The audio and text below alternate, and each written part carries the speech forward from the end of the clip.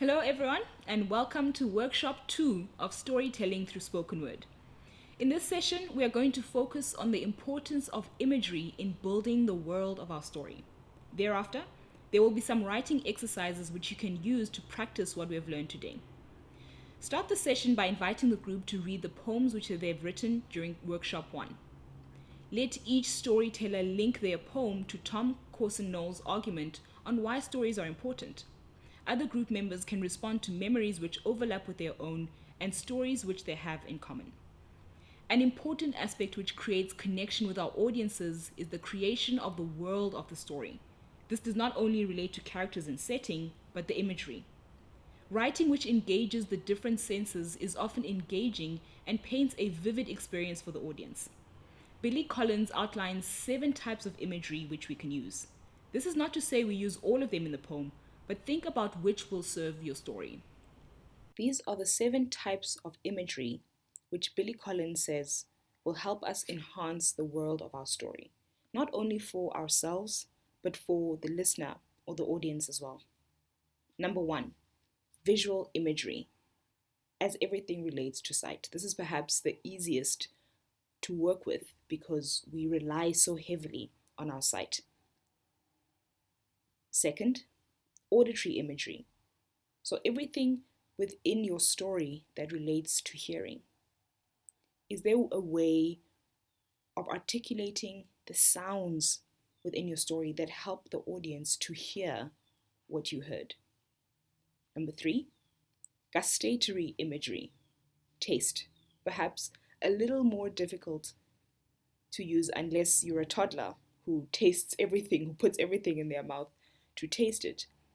But to think about the world and what you're able to taste, whether it's pleasant or unpleasant. Number 4, tactile imagery. Imagery that relates to touch. Number 5, olfactory imagery. Everything that speaks to the smells within the story or within the world of the story that you're telling. Number 6, kinesthetic imagery. Imagery that speaks to motion and movement. And this is a really powerful type of imagery to use because it allows the audience to have a sense of the movement, a sense of how things move and don't move in relation to each other. So it's a really powerful if you can tell your story in a way that transports the audience within the world of the story. And finally, number 7, organic imagery, the internal sensation. And that's where we make our audiences feel. And those are the 7 types of imagery that you have at your disposal when you're writing a story, when you're writing a poem. As I've said a little earlier, it certainly doesn't mean that you use all of them within the same poem or within the same story, but really they provide a nuanced, multi-layered, interesting world. And so as you are going to work with the writing prompts, think about how you can employ these. Think about how you can push them to their absolute limits and come up with a really interesting world as a result. Here are some writing prompts from Writer's Relief to help you practice engaging the senses. You can return to these as often as you like and try different prompts. Now, these writing prompts are a great way to practice working with the 7 types of imagery. You can return to them again and again and approach them from different angles. So even as we're thinking about telling the story itself, but for now I want us to really focus on building the world of the story, on making it as interesting and as creative as possible. So use these writing prompts to work out and to explore and to challenge yourself in thinking about how to tell the story using the imagery, how to make it creative, how to make it interesting and as refreshing as possible instead of relying on the usual cliches which we sometimes tend to fall into. So here's a list of writing prompts, and remember you can go online and find so many, thousands of them in fact, as different writers over time have shared some of the best writing prompts which they've used. Here we go. The dawn of day. Your first cup of tea or coffee, when your head hits your pillow, the moment before cracking open a beloved book, when day becomes night. A bell ringing, sirens in the distance, a mountain, a river, an oasis, or an unexpected place. Your favorite cozy room, a massive indoor space, ripples on water, sunlight on a spider web, the beauty of a mud puddle, the look of a tree in winter, a spring rain, the texture of eggs, the smell of bread, the heat of an oven on a cold day. Just a reminder as you're working through these prompts, instead of going for the most obvious way or the most descriptive way, think about how to draw out the different images as they relate to a writing prompt and have a lot of fun while doing so. Let the class discuss some of the discoveries which they have made in this process.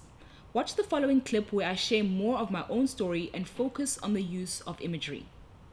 My grandmother was a guardian, and she tended a kingdom of cabbages, leafy layered planets that were in constant orbit. Emasimini, Umabela was a general, rearing a battalion of survival at 50 cents a head. In imitation of Genesis, she could craft a field into her image long before the sun had sobered to rise.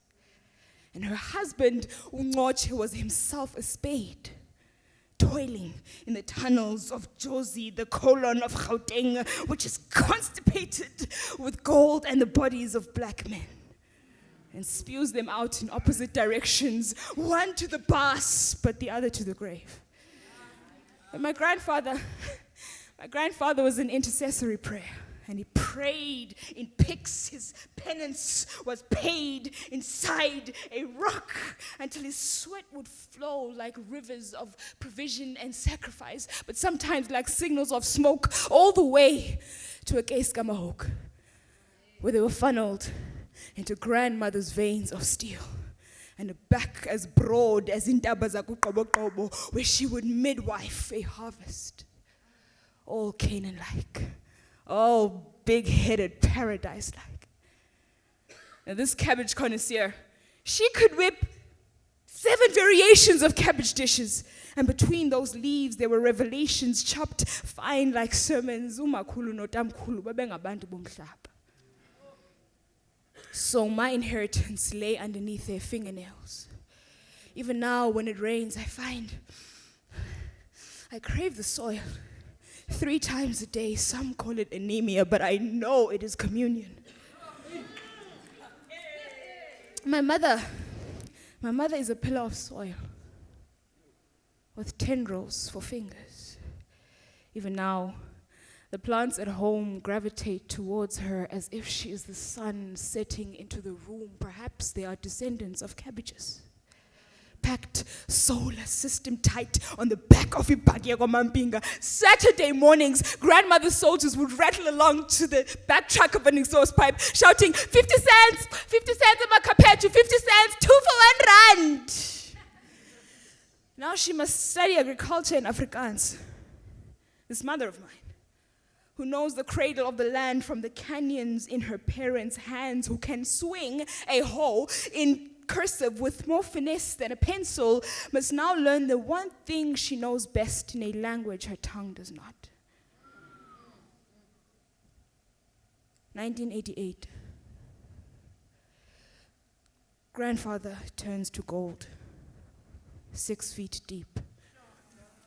He will not be mined. 1992, Jon Foster Primaire School. One of the first blacks in Afrikaans school, all dolled up in white and blue. Juffrou reads out the register, and intimidated by non-existent clicks, Siphokazi Jonas. Sipho. Disease. Kazi. Great. Hi, great disease, Jonas. Hi, ma'am. My father will explain. 1995. Still in white and blue, but now with added red. See, English schools are now the new means to an end. On introduction night, our names sit on our tongues like trays, but flashbacks, Siphokazi Jonas. Perhaps a twang will be the antidote. Hi guys, my name is Siphokazi Jonas. Laughter falls off the other trays. She's trying to be white. 99.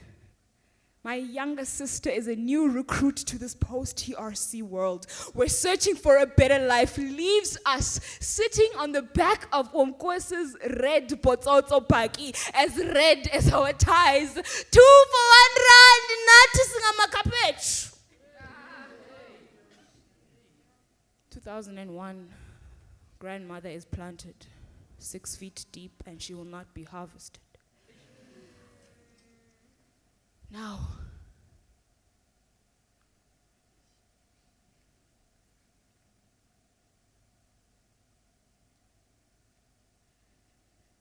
my mother is proud of how finely I chop cabbages. Says it's the time and care that I take to disassemble planets.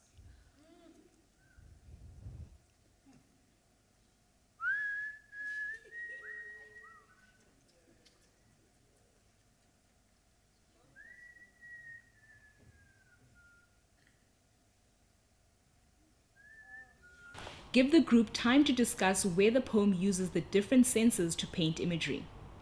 Which parts of this world are familiar? Which parts are unfamiliar? How does the imagery help you to bridge the gap? Now it's time to combine the memory poem from the previous workshop with what we have learned today. The following exercise will need both time and sufficient space in order to get the most interesting results. The first part of this exercise takes about 10 to 15 minutes. For each participant, use pen or pencil and paper to brainstorm. What's important here is not to focus on trying to write full sentences, but just simply put as many words down as you can. As the thoughts come, put the words down. The first step is to write a detailed physical description of the item which you have chosen. Don't miss anything out. Describe it in as much detail as you possibly can. Step 2. Write the story of the memory which it evokes. Again, in this section, focus on action, not full sentences, but words. Put down everything that you can remember about the specific memory, as much detail as you can. Third, who are the characters in the story, if there were any? The characters in the story of this memory that you're working with. Put all of this down. The second step is to divide your page into 6 parts. You can also use a separate page for this. Now it's time to think about the imagery. The 6 elements that you can use are sight, hearing, taste, touch, smell, and movement. That means describe as much as you can about the scene in which this memory takes place. Everything you saw, everything you heard, everything you tasted, touch, smelt, and certainly movement. This could mean perhaps this happened while you were in a car. Think about the movement that happens there. This could be your own physical movement, the movement of people around you, and perhaps even more interestingly is things that did not move, the movement or motion that was not happening in opposition to movement that is happening. So build the imagery, build the world of this memory in as much detail as possible. Again, not in full sentences, simply put words on a page. Finally, we come to the writing. Here you can take as much as you need, and this process of working, reworking, and editing can certainly take place over a couple of days or even a couple of weeks. Here's what to do. Select elements from the different categories to build your writing. So that means the description of the item, the story of the memory, the characters in the scene, and the imagery. Select the most interesting items that you think will help in building the story. Try different approaches and points of entry. For example, you could tell this from the unexpected perspective of the item itself, and not just your own, or someone else who's observing, a character, an inanimate thing. Try and be as creative as possible, and not just telling the story from your own perspective. Find something that will make your story especially enticing. Don't try to tell the whole story of the memory. Simply find a compelling moment and focus on that. So the point of this particular exercise is not to try and tell us the whole story, but find this compelling moment and use language in creative and interesting ways to build something that is vivid, that is stimulating visually, in auditory, smell, and so on. And finally, use the imagery to build the world of the story. Have fun. I hope that workshop 2 has been enlightening in your journey as a writer and storyteller. Keep working on the prompts and exercises to strengthen this writing muscle and to make your writing more interesting. In the next 2 workshops, we will focus on presenting our work on stage.